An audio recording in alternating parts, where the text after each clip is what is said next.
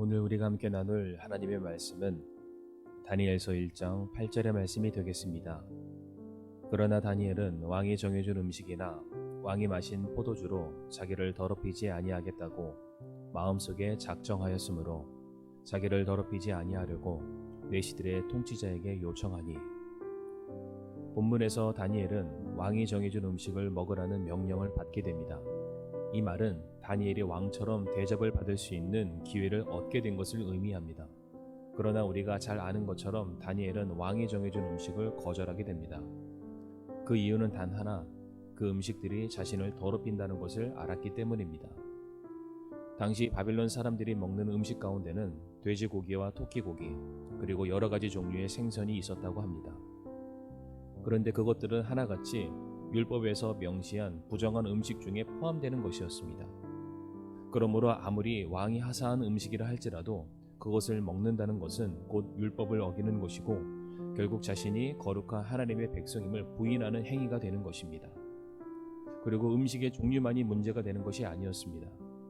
느부갓네살과 같은 왕들은 그들이 음식을 먹기 전에 반드시 자기가 섬기는 우상에게 먼저 바치곤 했습니다.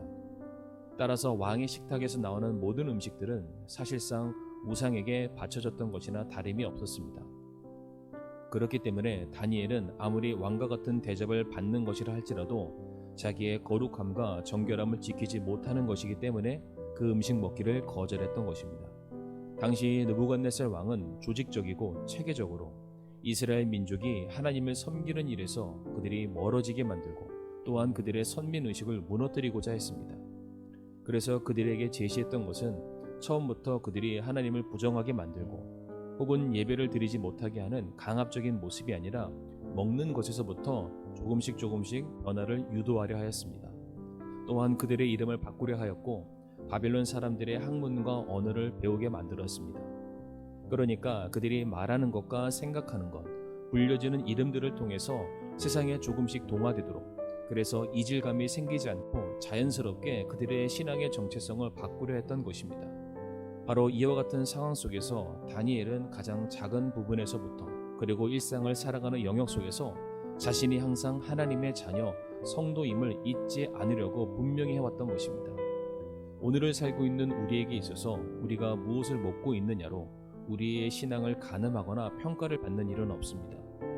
또한 우리가 세상에서 어떠한 일을 하고 있는지, 어떠한 직책과 어떠한 직업을 가지고 있느냐를 놓고서 우리 주변 사람들이 너희 믿음이 크다, 너가 신실하다, 이와 같은 평가를 받지도 않습니다. 그런데 이런 식으로 신앙생활과 사회생활을 계속해서 구분을 짓다 보니까 교회에서 보여지는 나의 모습과 그리고 세상에서 보여지는 나의 모습이 전혀 다른 성도들이 많아지게 되었습니다. 우리가 흔히 말하는 썬데이 크리스찬처럼 일요일에 교회 한번 와서 예배드리고 헌금하는 것으로 하나님을 향한 나의 의무를 다했다고 생각하고 나머지 6일의 삶은 세상의 방식과 가치대로 마치 세상 사람들과 똑같은 모습으로 살아가는 성도들이 우리 주변에 적지 않다는 것입니다.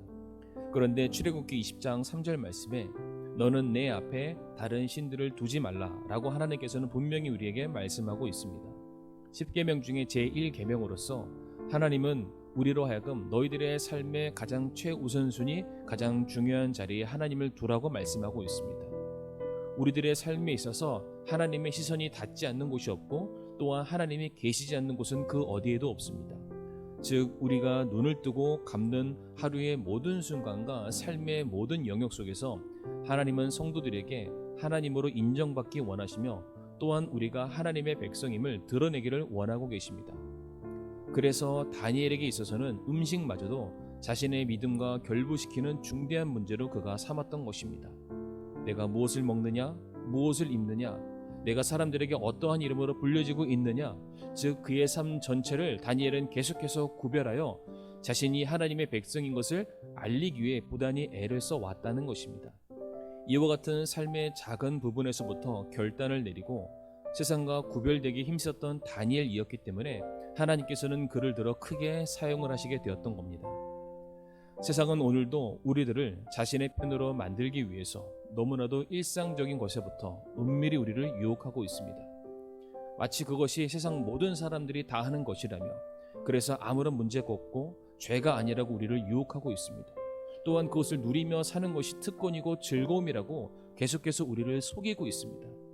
이렇게 우리의 영혼을 더럽히고 우리의 거룩함을 훼손시키고 있는 모든 세상의 거짓된 유혹의 손길을 뿌리칠 수 있는 다니엘과 같은 믿음이 우리에게 있기를 원합니다. 우리가 지금 무엇을 먹고 있는지, 어떤 일을 하고 있는지, 그리고 내가 어떠한 말들을 하고 있는지, 삶의 모든 부분에 있어서 내가 원하는 것이 아닌, 세상 사람들이 내게 바라는 것이 아닌 하나님께서 기뻐하시는 것들을 선택하는, 그래서 설령 세상의 성공과 지위, 재산과 보장받는 미래를 우리가 잃어버린다 할지라도 그보다 더 소중한 하나님과의 관계를 선택하는 신앙의 성숙함이 오늘을 살아가는 우리 성도님들의 삶 속에서 나타날 수 있기를 간절히 기도합니다.